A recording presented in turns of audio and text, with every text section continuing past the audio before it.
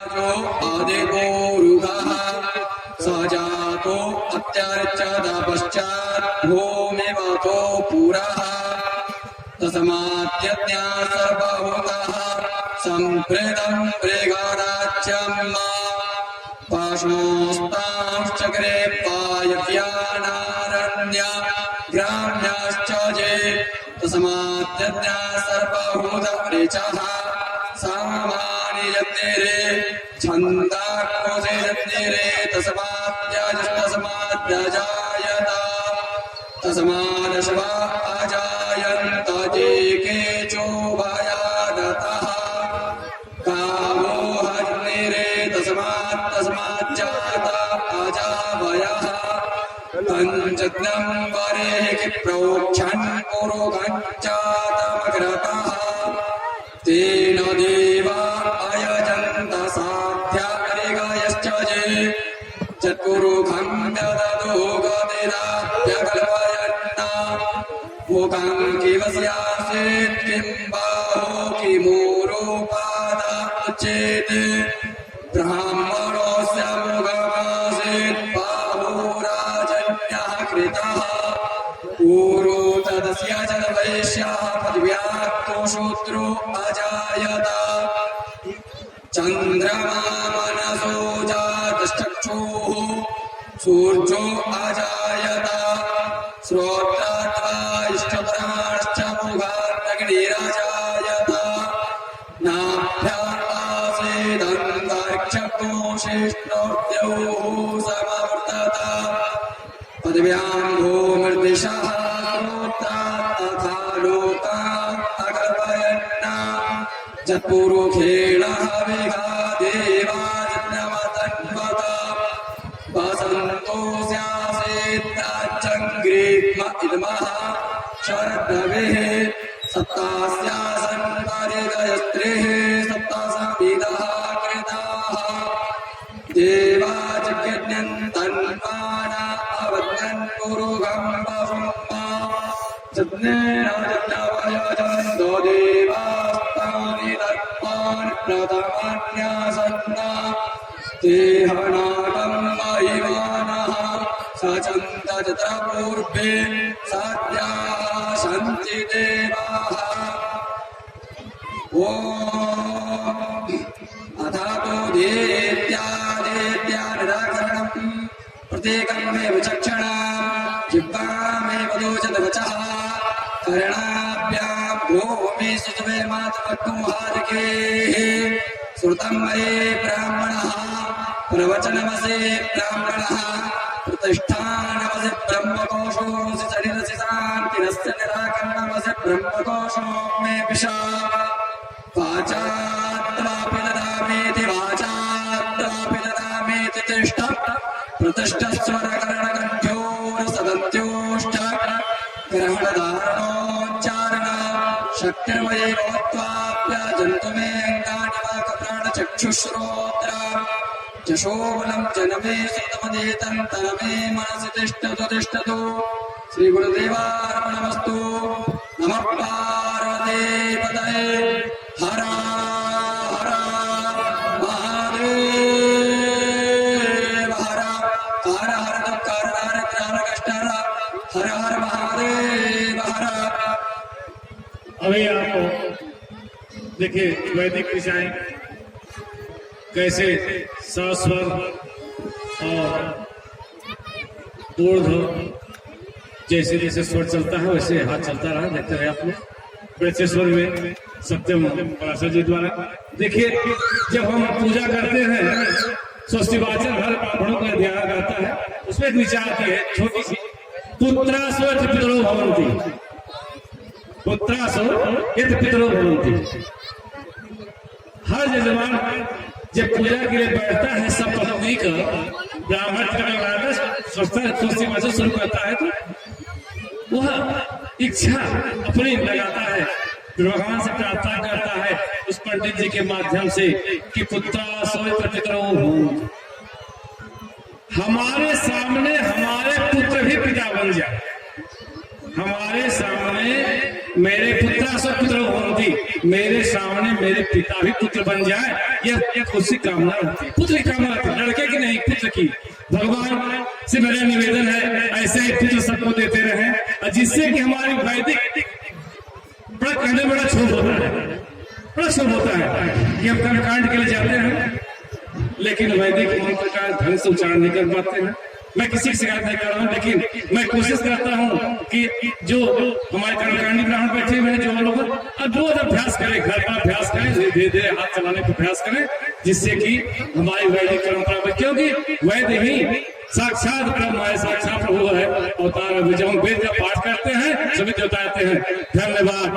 अब देखिए समय को न लेते हुए बहुत बहुत धन्यवाद आशा को देते हुए, अब समय अभाव है, हम अपने ब्याह से निवेदन करते हैं कि अपनी वांगमयी कथा अमृतमयी हम लोगों को श्रवण करावे। आप लोग जहाँ भी मेरा निवेदन मत मैं रोज करता हूँ, कथा सुनने का एक आसन होता है, एक एकाग्रता होती है। अभी पूछा जाए कथा क्या हो रही है, घर जाकर लोग पूछ देंगे आज प्यास जी ने क्या कहा, कहा करी हम तो घूमत रहेगी, सुनी ना पूरी कथा। देखिए अमृत है, सुनिए सुधा देखिए कर यह कर तू करा। सीता जी की पत्नी में थे, हनुमान जी कथा सुना दिया, श्रवणों में थे कथा सुनाई, अमृत है। तो अब प्यास जी समझ लेते हुए मैंने बताया सुन रहे कथा। हर हर हर महादेव पार्वती पते नमः।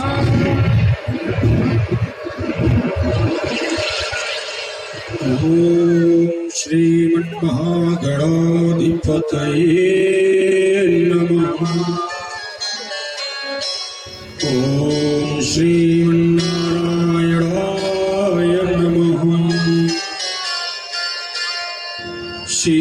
सीतानाथ समारंभा रामानंदाय मध्यमा सदाचार्य पर्यंता वंदे गुरु परंपरा। नीलाचल निवासाय नित्याय परमात्मने सुभद्रा प्राणनाथाय जगन्नाथाय मंगलम्। गुरु ब्रह्मा गुरु विष्णु गुरुदेवो महेश्वर गुरु साक्षात् परब्रह्म तस्मै श्री गुरवे नमः। तस्मै श्री गुरवे नमः। कृष्णाय वासुदेवाय हरे परमात्मने कृष्णाय वासुदेवाय हरे परमात्मने। गोविंद मेरो है गोविंद मेरो है गोपाल मेरो है गोविंद मेरो है गोविंद मेरो है गोपाल मेरो है।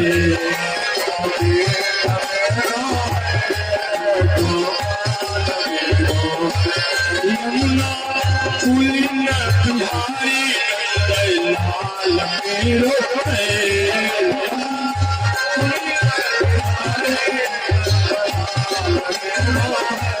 यमुना पुलिन तुम्हारी लाल मेरो है।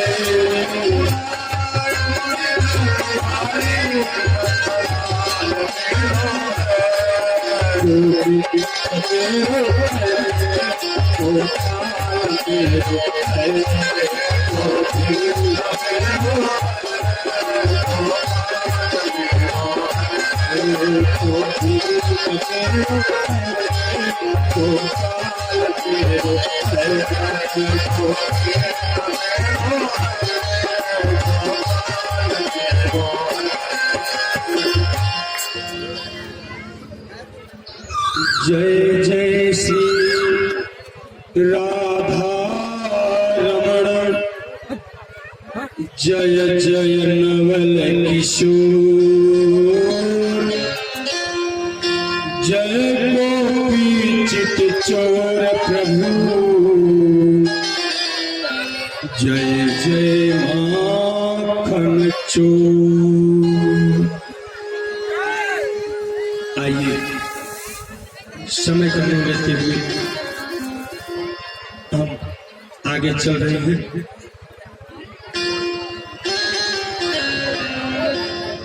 भगवान जो है वो भाव के हैं और नाम जो है किसी भी समय किसी भी प्रकार नाम लेने से जीव का कल्याण हो जाता है। भगवान के नाम में हो सकती है जीव जाने अनजाने किसी भी प्रकार से अगर लेता है ना तो उसके बेड़ा पार हो जाते हैं। एक बार की एक कथा आ रही है, सतयुग त्रेता द्वापर और कलयुग की कथा, ध्यान दीजिएगा। आजकल कुछ लोग तो ऐसे हैं जो कि सोचते हैं कि कार्य करने से पहले हमको फल प्राप्त हो जाए, लेकिन भगवान ऐसे हैं कि आप जाने अनजाने किसी भी प्रकार से भगवान की अगर पूजा कर देते हैं ना तो पूरा फल प्राप्त होता है। एक बार एक बहलिया जो कि अपने बच्चों को पालने के लिए भोजन के लिए जंगल में शिकार के लिए निकला, और जब जंगल में शिकार के लिए निकला ना, अब बहलिया के छोटे छोटे बच्चे थे और जंगल में जब पहुंचा तो सोचा कि मुझे प्यास लगेगी, जल तो मिलेगा नहीं, तो जल की मटकी को अपने पीठ पर बांध लिया और धनुष बाण हाथ में लेकर के जंगल में पहुंचा। जो जंगल में पहुंचा तो मन में विचार करता है कि छिप करके शिकार को करें। सो उसे एक बेल का पेड़ दिखाई पड़ा और वह बेल के पेड़ पर जा बैठा। जो ऊपर जाकर के बैठा ना, इतने में देख रहा है कि एक एक हिरण उसी रास्ते से दौड़ते हुए जा रहा है। बहलिया ने सोचा कि क्यों ना आज किसी हिरण को मार करके ले चले, जिससे हमारे बच्चों का पेट भरे। धनुष पर बाण चढ़ाया और जो ही बहलिया हिरण को मारने के लिए चला, सो हिरण कहता है कि बहलिया, इस समय आप मुझे न मारो, इसलिए कि हमारी पत्नी, हमारे छोटे छोटे बच्चे मुझसे पिछुड़ गए हैं। मैं उन लोगों को एकत्र कर दूं और फिर मुझे मार डालना। बहलिया को दया आ गई, हिरण को छोड़ दिया। जो हिरण आगे पहुंचा तो देख रहा है उसके पीछे पीछे हिरणी भी दौड़ती हुई जा रही थी। वो धनुष पर बाण चढ़ाया कि हिरणी को मार दे, और हिरणी को मारने के लिए जब धनुष पर बाण चढ़ाता है तो हिरणी भी वही बात कहती है कि हे बहलिया, मेरे पति, मेरे छोटे छोटे बच्चे मुझसे पिछड़ गए, सो बच्चों को पिता के पास पहुंचा दे, उसके बाद तूने मुझे मार डाला। बहलिया उसको भी छोड़ देता है। उसके बाद उसके छोटे छोटे बच्चे भी दौड़ते हुए जा रहे थे। बहलिया के मन में बात आई कि तो सबके सब उसको जो भुलावा देकर के चले जा रहे हैं और हमारे बच्चे सुबह से इंतजार कर रहे हैं, कुछ खाने की वस्तु अवश्य आएगी। और आज तो हम इनके बहकावे में आकर के एक को भी नहीं मार पाया।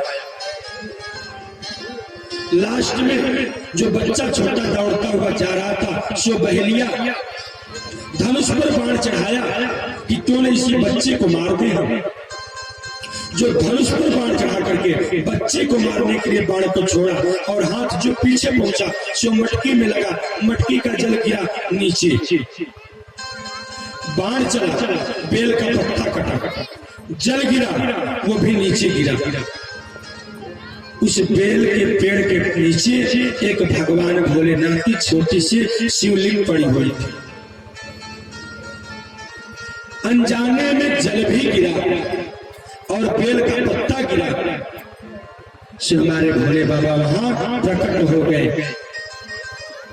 क्योंकि उनका नाम है कि आशुतोष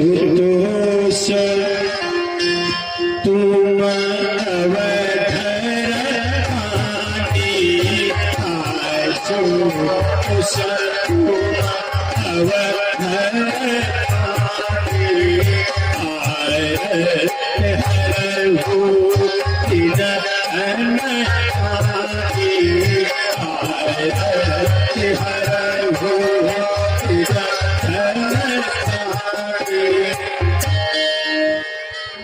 उनका नाम है आशुतोष। आशु माने शिव, तोष माने प्रसन्न, जो नाम लेते ही प्रसन्न हो जाए, ऐसे बाबा भोलेनाथ हैं। और उनको कहा जाता है भोले। जब हम किसी को जैसे हिंदी में कहते हैं हे भाई, तो उनको कहते हैं भो। संस्कृत में भो शब्द आता है ना, भो ब्राह्मण, भो। जब आप कहते हैं कि भो तो तुरंत कहते हैं कि ले, इतना जल्दी प्रसन्न हो जाने वाले। एक बार वृकासुर, शकुनी का पुत्र वृकासुर, नारद बाबा से कहता है कि हे नारद बाबा,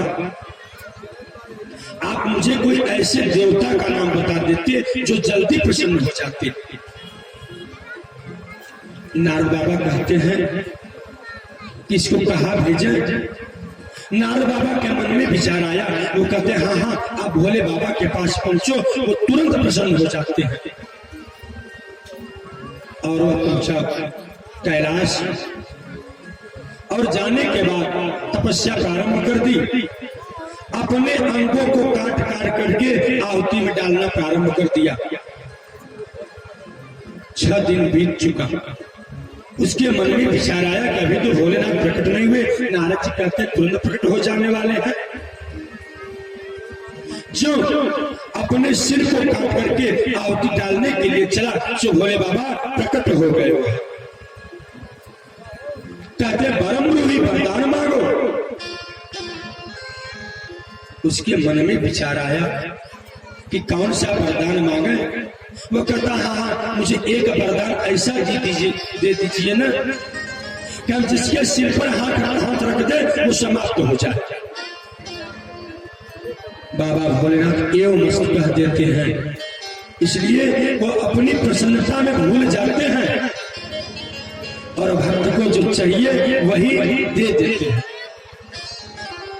ऐसे दयालु बाबा है। अब तो उस वृकासुर को वरदान प्राप्त हो गया और जब वरदान प्राप्त हो जाता है ना, तो प्रभुता पाई काहू मद नहीं। वो चला। जब चला सो नारद बाबा मन में विचार करते हैं, इसको तो गजब बाबा भोलेनाथ आशीर्वाद दे दिए। अब तो जिसके सिर पर हाथ रखेगा वो समाप्त हो जाएगा। सो नारद बाबा बीच में आ जाते हैं और विकास प्रणाम करता है कि बाहर नारद बाबा बहुत बढ़िया विज्ञान बताया, तुरंत ही काम करता। अरे बोले जाऊंगा? बोले हाँ हाँ, तुरंत जाते हुए मुझे वरदान मिल गया।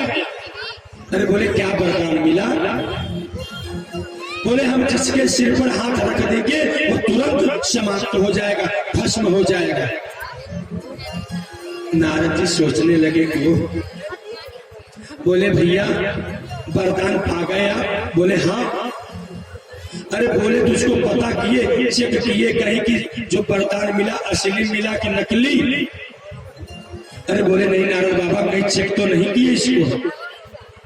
अरे कहीं उसको चेक कर लीजिए, आजकल बहुत नकली सामान मिला था, वही नकली आप भी पा गए होंगे। और तुझको चेक कहाँ कर? कहा भाई बहुत दूर ना आए, जौने दुकाने से खरीदना वही दुकाने जा। जिस दुकान से आप सामान को खरीदे वहीं जाकर के असली और नकली का हिसाब लगवा लीजिए, असली है कि नकली। बोले हाँ। बोले हाँ जल्दी जाओ, नहीं तो ज्यादा समय बीत जाएगा ना तो वारंटी भी खत्म हो जाएगी, आपका मेहनत जो निष्फल हो जाएगा। अब तो बेचारा चला कि धनी धनी धनी हो भोलेनाथ, धनी धनी धनी हो भोलेनाथ, नैया पर लगाने वाले,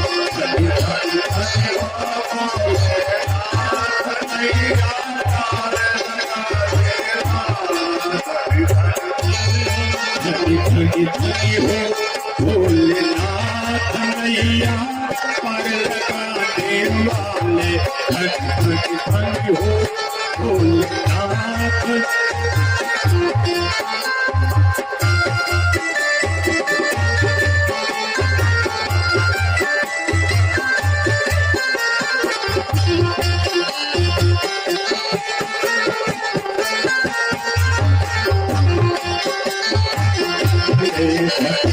धनी हो भोलेनाथ, नैया पर लगाने वाले, धनी धनी